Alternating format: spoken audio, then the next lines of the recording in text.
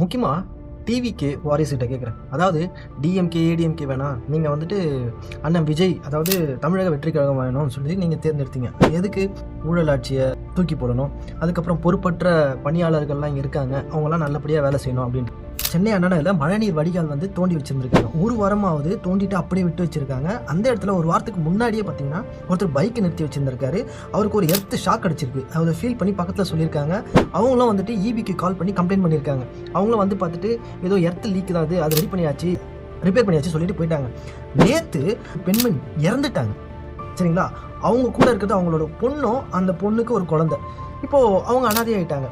இப்போ சொல்லுங்கள், தினமும் வேலைக்கு போயிட்டு வந்து வீட்டுக்கு வரக்கூடிய ஒருத்தருக்கு வந்துட்டு கவர்மெண்ட்டால் அவங்களோட குறைபாடால் ஒருத்தரோட உயிர் போகுதுன்னா இவங்களுக்கு அரசாங்கம் என்ன பண்ணும்? வெறும் இழப்பீடா? இல்லை அவங்க பொண்ணுக்கு ஒரு அரசாங்க பணி தருவாங்களா?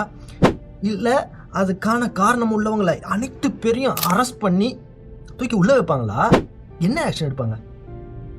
மக்கள் நீங்கள் தான் சொல்லணும். அதுவும் தமிழக வெற்றி கழகம் வந்துட்டு மக்களுக்கான ஆட்சி, அண்ணன் விஜயை யாராவது தொட்டானா தமிழ்நாடே தொட்ட மாதிரி அப்படின்னு சொல்கிற அண்ணனுக்கு இந்த பெண்மணி உயிர் போச்சு.